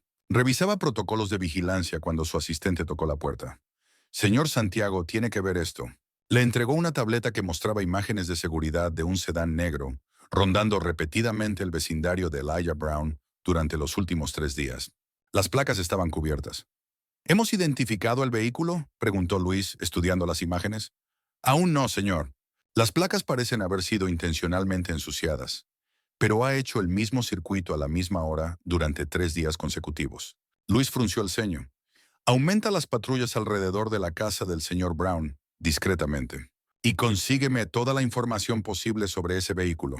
Al otro lado de la ciudad, Jasmine Carter llegó a su apartamento y encontró un sobre debajo de su puerta. Dentro había una fotografía quemada de la casa de Elijah con una nota escrita a mano. Deshaz esto o mira todo arder de nuevo. Con las manos ligeramente temblorosas, llamó de inmediato al número que Andre le había dado para emergencias. En menos de 30 minutos, Luis Santiago estaba en su puerta. «¿Recibiste la misma amenaza?», observó Luis después de que ella le mostró el sobre. «¿La misma? ¿Quiere decir que el señor Brown recibió un mensaje idéntico ayer?» No lo hicimos público para evitar causar pánico. El instinto periodístico de Jasmine se activó. Esto ya no se trata solo del banco, ¿verdad? Alguien está apuntando personalmente a Elijah y a cualquiera conectado con él. La expresión de Luis era sombría. Parece que sí. Estamos investigando. Pero quien sea que esté detrás de esto está siendo extremadamente cuidadoso. Stephen Blake, dijo Jasmine, es quien más perdería con la transformación del banco. También lo pensamos al principio, respondió Luis. Pero esto se siente más grande, más coordinado. A la mañana siguiente, Andre fue tomado por sorpresa por las noticias de última hora en todas las cadenas importantes. El ascenso del multimillonario tecnológico Dee Westfield se construyó sobre prácticas cuestionables. La historia presentaba documentos filtrados que mostraban que, al principio de su carrera, André había explotado vacíos legales para superar a sus competidores, usado estrategias fiscales agresivas y adquirido una empresa en crisis solo para desmantelarla y quedarse con su propiedad intelectual, dejando a sus empleados desempleados. La reacción pública fue inmediata y dura. Falso reformador comenzó a hacer tendencia en redes sociales. Manifestantes que antes apoyaban la transformación del banco, ahora cuestionaban las verdaderas motivaciones de André. Varias publicaciones influyentes del mundo empresarial publicaron editoriales preguntando si Brown Community Bank no era más que un intento de lavado de imagen por parte de un multimillonario. André se sentó en su oficina, mirando la cobertura con una expresión pétrea. Estas eran, en efecto, acciones suyas de décadas atrás. Acciones de las que no se sentía orgulloso, pero que eran práctica común en la despiadada industria tecnológica de aquella época. Su asistente entró con cautela. «Señor, ha habido una presentación ante la Comisión de Bolsa y Valores. Alguien está reclamando estatus de denunciante, alegando que usted utilizó información privilegiada en la adquisición del banco». Andre cerró los ojos brevemente. «¿Quién?» «La denuncia es anónima, pero el bufete que representa al denunciante es Frost, Taylor y Penn». Penn, repitió Andre en voz baja. Arthur Penn. Mientras tanto, Elijah se había retirado a su taller, detrás de su modesta casa. El pequeño cobertizo había sido su santuario durante décadas. Un lugar donde la madera se transformaba en objetos útiles y hermosos bajo sus manos pacientes. Estaba trabajando en un banco hecho de madera recuperada, proveniente de una iglesia antigua que había sido demolida el año anterior. La madera estaba marcada y desgastada, pero Elijah veía potencial en sus imperfecciones. Cada nudo y veta contaba una historia de tiempo y resistencia. El movimiento rítmico del lijar calmaba su mente mientras procesaba todo lo que había sucedido. El banco que lo había humillado ahora llevaba su nombre. Su hijo, perdido durante años, había regresado como una figura poderosa pero controversial. Y de alguna forma, ella mismo se había convertido en un símbolo, algo que lo incomodaba profundamente. Mientras trabajaba, pensaba en lo que quería que representara ese banco de madera. Un lugar donde la gente pudiera descansar, ser vista, pertenecer. No un monumento grandioso ni una muestra ostentosa, sino algo útil, digno y acogedor. Todo lo que el banco no fue aquel martes lluvioso. Al otro lado de la ciudad, en la recién renovada sala de juntas del Brown Community Bank, se desarrollaba una lucha de poder. Arthur Penn había logrado convencer a varios miembros del consejo para convocar una sesión de emergencia y discutir preocupaciones sobre la nueva dirección del banco. Los accionistas están nerviosos, dijo Arthur con voz suave, de pie en la cabecera de la mesa que normalmente ocupaba Andre. Las recientes revelaciones sobre el pasado empresarial del señor Brown, sumadas a los cambios radicales en las políticas de préstamos, han creado una crisis de confianza. Walter Pierce, quien comenzaba a apoyar la visión de Elijah para el banco, frunció el ceño. Señor Penn, usted ni siquiera es accionista. ¿Por qué está liderando esta discusión? Represento a partes interesadas que prefieren mantenerse en el anonimato, respondió Arthur, y estoy aquí para ofrecer una solución que proteja los intereses de todos. Kendra Miles, que había permanecido en silencio, finalmente intervino. Quiere decir los intereses de Stephen Blake y los suyos. Se levantó captando la atención de toda la sala. Antes de seguir con esta farsa, el consejo debería saber que el señor Penn ha estado colaborando con Stephen Blake para orquestar los recientes ataques mediáticos contra Andre Brown. La compostura de Arthur se quebró momentáneamente. Esa es una acusación seria, señora Miles. Es un hecho, respondió Kendra, deslizando carpetas por la mesa para cada miembro del consejo. En su interior encontrarán pruebas de reuniones entre el señor Penn, el señor Blake y un hacker llamado Jason Harris, quien fue responsable de filtrar información selectiva sobre el pasado del señor Brown. También encontrarán documentación de las conexiones del señor Penn con operaciones de préstamos depredadores que apuntaron específicamente a comunidades minoritarias, incluyendo el vecindario donde vive el señor Elijah Brown.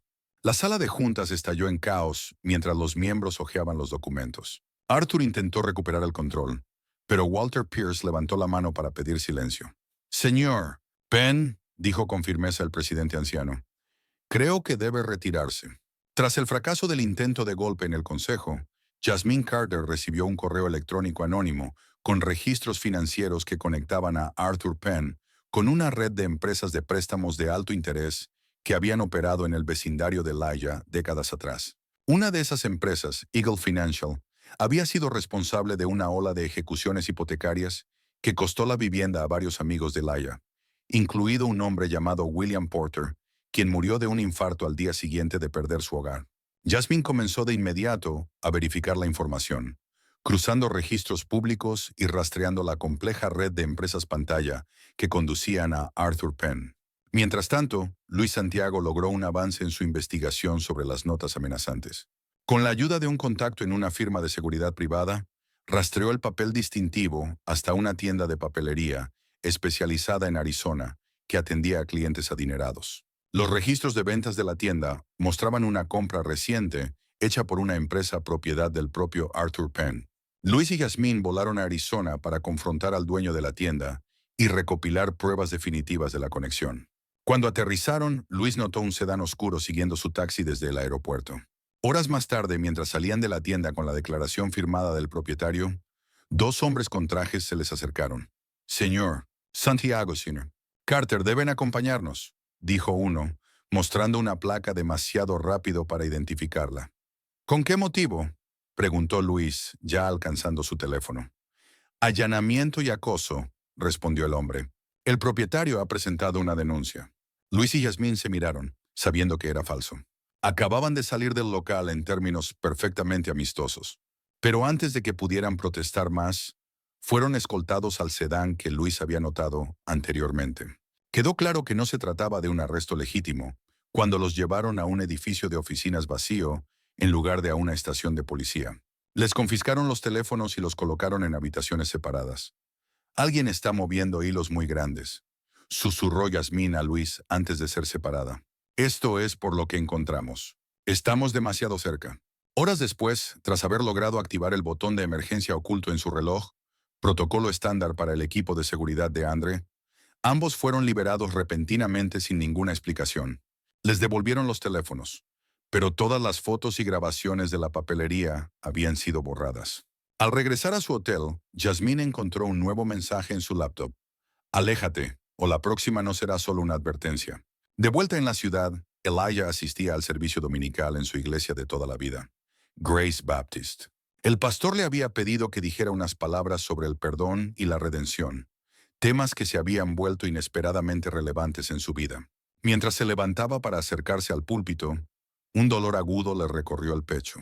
El estrés de las últimas semanas, combinado con su edad, finalmente había hecho mella. Elijah se sujetó del banco frente a él, con la visión borrosa, y cayó al suelo. La congregación estalló en gritos de preocupación mientras alguien llamaba a una ambulancia. En cuestión de minutos, Elijah era trasladado al hospital memorial. Su estado era serio pero estable. Andre estaba en una reunión cuando recibió la llamada. Sin decir palabra, salió corriendo del lugar y condujo directamente al hospital. Todos sus pensamientos sobre negocios y escándalos se desvanecieron ante la posibilidad de perder a su padre justo cuando comenzaban a reconciliarse. Encontró a Elijah en una habitación privada, pálido pero consciente, con un tubo de oxígeno en la nariz y monitores pitando rítmicamente a su lado. Los ojos del anciano estaban cerrados, pero se abrieron cuando Andre entró. Dicen que solo fue una advertencia, dijo Elijah débilmente. No un infarto completo. Andre tomó la mano de su padre, sorprendido por lo frágil que se sentía. Me asustaste. Llevo haciéndolo desde que eras un niño, respondió Elijah con una leve sonrisa. Siempre metido en algo. Andre se sentó junto a la cama, aún sosteniendo la mano de su padre. Durante un rato permanecieron en silencio, el pitido constante del monitor marcando el tiempo entre ellos. Toda esta pelea, susurró finalmente Elijah, su voz apenas audible. Prométeme que usarás todo lo que has construido para ayudar a otros, no para vengarte. Andre miró el rostro curtido de su padre, ese que de niño le había parecido tan fuerte e inquebrantable. Pensó en las amenazas, la traición de Arthur, las intrigas de Stephen y la humillación pública que habían intentado infligirle. Lo prometo, dijo, aunque sus ojos ardían con el deseo de hacer pagar a alguien por lo que le habían hecho a su padre. A la mañana siguiente, mientras Elijah dormía en su habitación del hospital, Andre convocó una rueda de prensa afuera del hospital. Tenía la intención de abordar los recientes escándalos y redirigir la atención hacia las iniciativas comunitarias del banco. Pero mientras se acercaba a los micrófonos, un alboroto estalló en la parte trasera del grupo de periodistas. Un hombre con un traje caro se abrió paso hasta el frente. Marshall Davis, CEO de Premier Financial, uno de los bancos más grandes de la ciudad y conocido asociado de Stephen Blake y Arthur Penn. Antes de que el señor Brown hable, anunció Davis en voz alta. El público debería saber que Brown Community Bank está ahora bajo investigación federal por mala conducta financiera relacionada con su nuevo propietario. Las cámaras giraron hacia Davis mientras continuaba. La Comisión de Bolsa y Valores ha abierto una investigación formal sobre los métodos de adquisición y las prácticas bancarias de Andre Brown. Este supuesto campeón de la comunidad ha construido su imperio sobre las mismas prácticas explotadoras que ahora condena. Los reporteros comenzaron a gritar preguntas mientras Andre permanecía inmóvil en el podio, observando cómo meses de trabajo cuidadoso amenazaban con desmoronarse en un instante. Los flashes explotaban como relámpagos. La declaración de Marshall Davis sobre una investigación federal flotaba en el aire mientras los periodistas se agolpaban. Señor Brown, ¿es cierto que su banco está siendo investigado? ¿Usó métodos ilegales para adquirir Hampton and First? Andre levantó las manos pidiendo silencio. Estas acusaciones son falsas. No hay ninguna investigación federal. Esto es un intento desesperado. La voz de Arthur emergió claramente. Entonces, la SEC realmente abrirá una investigación. Esos documentos del acuerdo en Shanghái podrían ser muy problemáticos si salieran a la luz. El color desapareció del rostro de Arthur. Eso es una grabación ilegal, espetó, alargando la mano hacia el teléfono. Andre lo apartó. En realidad no es mi grabación. Es tuya, de los micrófonos que colocaste en mi casa.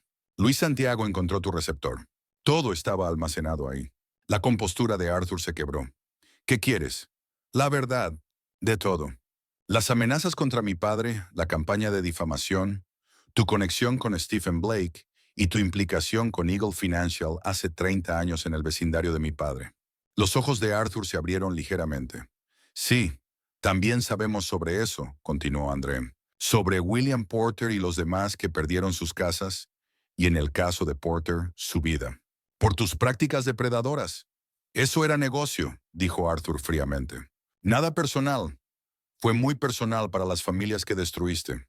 Su conversación fue interrumpida cuando Yasmine entró con un camarógrafo. Arthur se puso tenso. Me tendiste una trampa, gruñó. No, Arthur.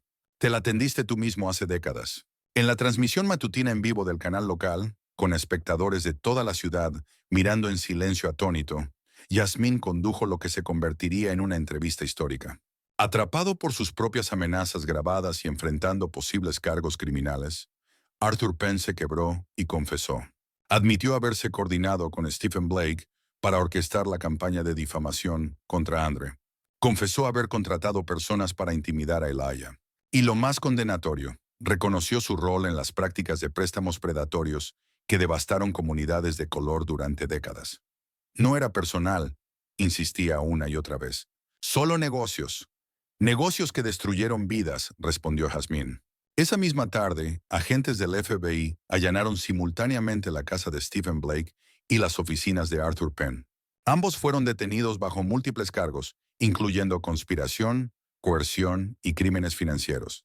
Andre, antes ridiculizado como un multimillonario con sed de venganza, ahora era elogiado por exponer uno de los mayores escándalos bancarios en la historia de la región.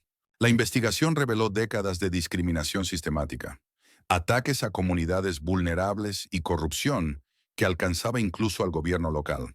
Mientras tanto, se instaló el banco artesanal de Elijah fuera de la sucursal principal del Brown Community Bank.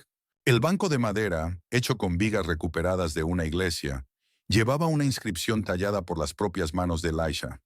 Para los olvidados, que siempre sean vistos. Una pequeña multitud se reunió para presenciar la instalación. Andre estaba junto a su padre, sosteniéndole el brazo, ya que Elijah aún estaba débil por su reciente estadía en el hospital. Cuando la instalación se completó, Elijah fue el primero en sentarse. Andre dudó, luego se unió a él. Padre e hijo se sentaron juntos en público por primera vez en 30 años. Siento haber sido un hijo tardío, dijo André en voz baja. Elijah le dio una palmada en la mano. Siempre fuiste mi hijo, solo que perdido en tu propia tormenta por un tiempo. Las cámaras capturaron la imagen que aparecería en los periódicos al día siguiente. El anciano que había sido humillado en un banco, ahora sentado con orgullo frente a esa misma institución. Su hijo multimillonario a su lado, ambos mirando hacia un futuro compartido, en lugar de un pasado dividido. Un año después, Brown Community Bank se había convertido en un modelo de prácticas bancarias éticas a nivel nacional. Instituciones financieras en todo el país estaban siendo examinadas por políticas discriminatorias, y varios bancos importantes anunciaban reformas. Andre se había apartado de las operaciones diarias, nombrando a Kendra Miles como directora ejecutiva. Tú entiendes ambos lados del mostrador, le dijo. Dirígelo para la gente. Bajo el liderazgo de Kendra, el banco expandió sus programas de préstamos con bajo interés para negocios de minorías, creó talleres de educación financiera y contrató personal que reflejaba la diversidad de las comunidades a las que servían. Andre, por su parte, había enfocado su atención en la reforma educativa, financiando programas bajo su nombre real, Brown, no Westfield. La identidad que había abandonado décadas antes ahora la reclamaba con orgullo. En una fresca mañana de otoño, Luis Santiago se encontraba frente a la primera clase graduada de la Academia de Seguridad Brown, un programa que él mismo había fundado para guiar a jóvenes interesados en el trabajo de seguridad y justicia. Hoy no solo marca su graduación, dijo Luis a los 20 jóvenes uniformados, sino el comienzo de un nuevo enfoque de la seguridad, uno basado en la protección y el respeto, no en la intimidación. En la primera fila, Elijah se sentaba con Andre, ambos irradiando orgullo. Aunque aún frágil de cuerpo, el espíritu de Elijah se había fortalecido. Se había vuelto un visitante habitual de la academia, compartiendo sabiduría con los estudiantes que inicialmente llegaban buscando capacitación laboral, pero se quedaban por las lecciones de vida. Cuando Luis lo invitó a dirigirse a los graduados, el anciano caminó hacia el podio. No soy de discursos, empezó, su voz profunda aún imponente. Pero quiero que sepan algo. Cuando Luis apareció en mi vida por primera vez, me escoltaba fuera de un banco donde me habían acusado falsamente. Elijah miró a Luis. Hoy está aquí frente a ustedes como lo que yo llamo un gigante silencioso. Alguien que encontró el coraje para defender la verdad, incluso cuando le costó algo. Luis parpadeó para contener la emoción mientras Elijah continuaba. La voz de Arthur emergió claramente. Entonces la SEC realmente abrirá una investigación. Esos documentos del acuerdo en Shanghái podrían ser muy problemáticos si salieran a la luz. El color desapareció del rostro de Arthur. Eso es una grabación ilegal, espetó, alargando la mano hacia el teléfono. Andre lo apartó. En realidad no es mi grabación. Es tuya, de los micrófonos que colocaste en mi casa. Luis Santiago encontró tu receptor. Todo estaba almacenado ahí. La compostura de Arthur se quebró. ¿Qué quieres? La verdad. De todo. Las amenazas contra mi padre, la campaña de difamación, tu conexión con Stephen Blake y tu implicación con Eagle Financial hace 30 años en el vecindario de mi padre. Los ojos de Arthur se abrieron ligeramente. Sí, también sabemos sobre eso, continuó André. Sobre William Porter y los demás que perdieron sus casas. Y en el caso de Porter, su vida. Por tus prácticas depredadoras. Eso era negocio, dijo Arthur fríamente. Nada personal. Fue muy personal para las familias que destruiste. Su conversación fue interrumpida cuando Yasmín entró con un camarógrafo. Arthur se puso tenso. Me tendiste una trampa, gruñó. No, Arthur. Te la tendiste tú mismo hace décadas. En la transmisión matutina en vivo del canal local, con espectadores de toda la ciudad mirando en silencio atónito, Yasmín condujo lo que se convertiría en una entrevista histórica. Atrapado por sus propias amenazas grabadas y enfrentando posibles cargos criminales, Arthur Penn se quebró y confesó. Admitió haberse coordinado con Stephen Blake para orquestar la campaña de difamación contra Andre. Confesó haber contratado personas para intimidar a Elijah. Y lo más condenatorio, reconoció su rol en las prácticas de préstamos predatorios que devastaron comunidades de color durante décadas. No era personal, insistía una y otra vez. Solo negocios. Negocios que destruyeron vidas, respondió Yasmín. Esa misma tarde, agentes del FBI allanaron simultáneamente la casa de Stephen Blake y las oficinas de Arthur Penn. Ambos fueron detenidos bajo múltiples cargos, incluyendo conspiración, coerción y crímenes financieros. Andre, antes ridiculizado como un multimillonario con sed de venganza, ahora era elogiado por exponer uno de los mayores escándalos bancarios en la historia de la región.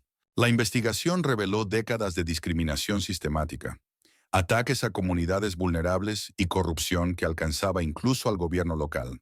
Mientras tanto, se instaló el banco artesanal de Elijah fuera de la sucursal principal del Brown Community Bank.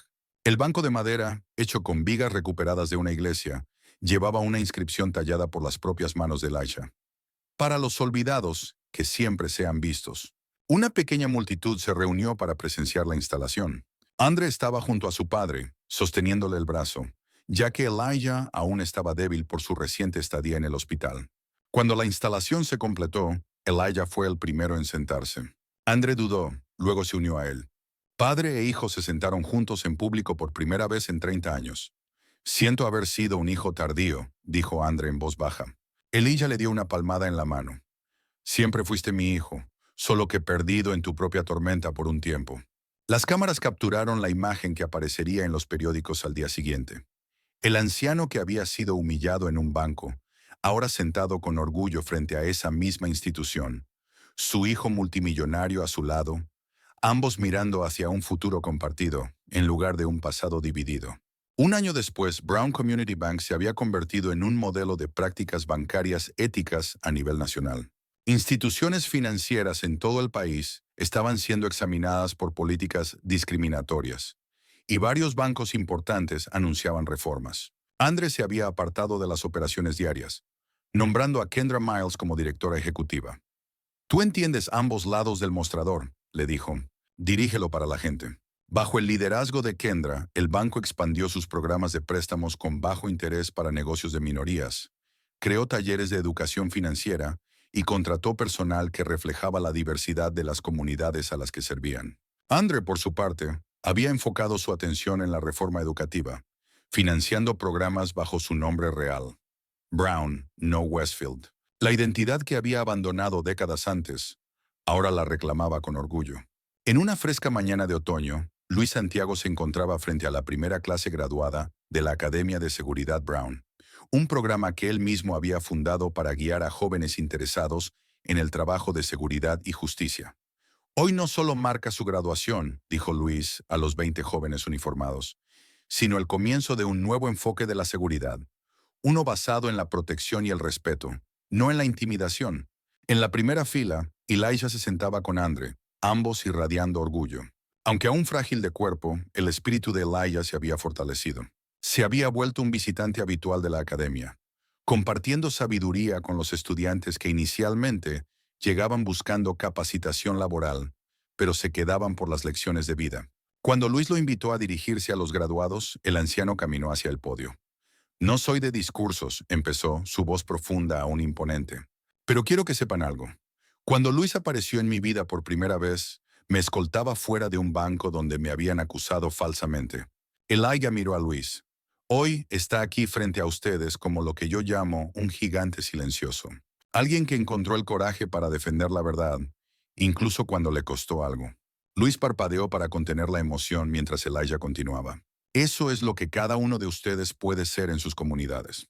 No solo oficiales de seguridad, sino guardianes de la dignidad. Recuerden que cada persona con la que se crucen tiene una historia. Lucha con cosas que ustedes no conocen. Trátenlas como les gustaría que trataran a su propia familia. Los graduados le dieron a Elijah una ovación de pie. Mientras regresaba a su asiento, André lo sostenía con una mano suave. Al otro lado de la ciudad, Kendra estaba sentada en la oficina del CEO que una vez perteneció a Stephen Blake. El espacio había sido completamente rediseñado. Desaparecieron el escritorio imponente y la disposición intimidante. En su lugar había un ambiente más abierto, con asientos cómodos y paredes que mostraban obras de arte de creadores locales. Un golpe interrumpió su revisión de los informes trimestrales. «Hay alguien que desea verla», anunció su asistente. «No tiene cita, pero dice que es importante». El hombre que entró tenía unos 60 años, bien vestido pero con el aspecto curtido de alguien que ha atravesado dificultades. Kendra no lo reconoció de inmediato. «Señora Miles», dijo con cierta duda. «Probablemente no me recuerde». «Mi nombre es James Wilson». El nombre despertó un recuerdo. «Usted era amigo de Elijah hace años», dijo levantándose para estrecharle la mano. James asintió. «Mejores amigos desde la infancia, hasta hace unos 15 años. Fui encarcelado por fraude con cheques. Un acto desesperado después de que las políticas de préstamos del viejo banco me costaran todo». Sus ojos reflejaban una mezcla de vergüenza y orgullo. «Vine a darle las gracias en persona. Ayer cerré la compra de mi primera casa desde que lo perdí todo». Su programa de hipotecas de segunda oportunidad lo hizo posible. Kendra sonrió cálidamente. «Es una noticia maravillosa, señor. Wilson, ¿se lo ha contado a Elijah?» «Todavía no. No hablamos desde antes de mi arresto». El orgullo me mantuvo alejado. Bajó la vista. «Pensé que tal vez usted podría decirme cómo encontrarlo». «En realidad», respondió Kendra, «creo que puedo hacer algo mejor». Ese fin de semana, Andrés se detuvo frente a una casa modesta en el distrito histórico. Le había llevado meses de búsqueda, pero finalmente logró comprar la antigua casa de la infancia de Elijah, el lugar donde generaciones de los Brown habían vivido, hasta que las presiones económicas obligaron a la familia a venderla. Elijah iba en el asiento del pasajero sin saber a dónde lo llevaban. «¿A dónde vamos? ¿Cuál es el secreto?», preguntó mientras Andre lo ayudaba a bajar del coche. Cuando Elijah se dio vuelta y vio la casa, se quedó paralizado. «Andre, ¿qué es esto?» «Mira bien», dijo Andre con suavidad. Elijah dio un paso al frente, entornando los ojos. El porche había sido reconstruido exactamente como lo recordaba de niño. El diseño único de los pasamanos, una creación de su propio padre, había sido meticulosamente reproducido. ¿Cómo? La voz de Elijah se desvaneció. Encontré los planos originales en los archivos de la ciudad y algunas fotos antiguas que tu madre había guardado. Andre colocó unas llaves en la mano temblorosa de su padre. Es tuya, para siempre. Las lágrimas llenaron los ojos de Elijah mientras subía los escalones del porche, su mano recorriendo la barandilla como lo hacía cuando era niño. Por dentro la casa había sido restaurada para honrar su historia, pero con comodidades modernas. Hijo, logró decir Elijah con la voz cargada de emoción. Es demasiado. No, respondió Andre con firmeza. No es suficiente, pero es un comienzo. Durante el recorrido por la casa, encontraron a James Wilson esperándolos en la cocina, sentado nerviosamente con una botella del té dulce favorito de Elijah. El reencuentro entre los viejos amigos fue emotivo y sanador. Los años de distancia se desvanecieron mientras recordaban alegrías compartidas y reconocían dolores comunes. Más tarde ese mes, el documental de Jasmine, Más que dinero, la historia de Elijah Brown, se estrenó en un teatro repleto. La película narraba no solo el incidente viral, sino toda una vida de servicio silencioso de Elijah y las problemáticas más amplias de la discriminación bancaria. Cuando terminaron los créditos, la audiencia se puso de pie en una ovación. Elijah, algo renuente, subió al escenario junto a Jasmine y André, visiblemente abrumado. Nunca quise ser famoso, dijo cuando se calmó el aplauso. Aún no quiero. Pero si mi historia ayuda a que la gente se vea entre sí, de verdad se vea, entonces algo bueno habrá salido de algo malo. El documental ganaría premios nacionales y se proyectaría en escuelas de todo el país, generando conversaciones sobre dignidad y justicia financiera. Una noche, mientras Elijah revisaba cajas en su nuevo hogar, encontró una carta escondida en un viejo álbum de fotos. El sobre estaba amarillento por el tiempo, dirigido simplemente a papá, pero nunca enviado. Reconoció la letra adolescente de Andre. Cuando Andre lo visitó ese fin de semana, Elijah le entregó la carta sin decir una palabra. Andre la abrió y su expresión cambió de curiosidad a dolor al reconocer sus propias palabras, escritas a los 19 años. Papá, no sé si alguna vez leerás esto. Mañana me voy y no sé cuándo volveré. Ya no puedo respirar en esta casa. Cada habitación me recuerda a mamá y a lo callado que te has vuelto desde que murió. Necesito encontrar mi propio camino. Quizás entonces sea lo suficientemente fuerte para volver y ser el hijo que mereces. Por favor, no pienses que no te amo. Es precisamente porque te amo que tengo que irme. Tu hijo, Andre. Los dos hombres se sentaron juntos en el porche de Elijah leyendo la carta, finalmente liberando lágrimas contenidas durante décadas. La sanación no fue instantánea. La verdadera reconciliación nunca lo es, pero fue genuina y se profundizaba con cada día que pasaba. Una tarde soleada, una joven familia se sentó en la banca de Elijah, frente al banco. La madre estaba abriendo una cuenta de ahorros para su hija. La niña pasó los dedos sobre la inscripción grabada. Para los que fueron ignorados, que siempre sean vistos. ¿Qué significa eso, mami?, preguntó la niña. La madre sonrió mientras observaba a un hombre mayor acercarse con un bastón hecho a mano. Significa que ese hombre le dio dignidad a la gente, explicó. También se la dio a tu abuelo. Elijah asintió cortésmente al pasar, continuando su caminata diaria. Aunque no los conocía personalmente, reconoció algo en sus rostros. La misma esperanza en un futuro mejor que lo había sostenido en sus días más oscuros. Meses después, Elijah se encontraba en el escenario del Capitolio Estatal, honrado con la medalla Legado Ciudadano, el más alto reconocimiento civil del Estado. La audiencia incluía personas de todos los ámbitos de su vida, vecinos a los que había ayudado, graduados de la Academia Luis, Kendra y su equipo, Jasmine, James Wilson y Andre en primera fila. No soy rico en dinero, dijo Elijah en su discurso de aceptación. Soy rico en lo que he vivido para ver. He visto odio, sí, pero también he visto cómo el amor lo supera. He visto injusticia, pero también he visto cómo la verdad puede inclinar el arco hacia la justicia. A la mañana siguiente, Elijah caminó frente al banco, como hacía cada día. La comunidad le saludaba, cajeros, clientes, transeúntes, y él sonreía y asentía en respuesta, tocando brevemente la banca al pasar. Su legado asegurado, su familia reconectada, su comunidad fortalecida. Elijah Brown continuó su camino, su bastón golpeando suavemente la acera, No como un símbolo, sino simplemente como un hombre que había vivido lo suficiente para ver los frutos de las semillas que plantó décadas atrás. ¿Fue la riqueza y el poder lo que trajo justicia al final? ¿O fue la vida de dignidad silenciosa de Laia lo que realmente cambió los corazones? A veces, la declaración más poderosa no está en lo que tomamos, sino en lo que devolvemos al mundo que nos rodea. Si esta historia tocó tu corazón, dale me gusta y suscríbete para más relatos poderosos sobre redención, familia y los héroes silenciosos entre nosotros.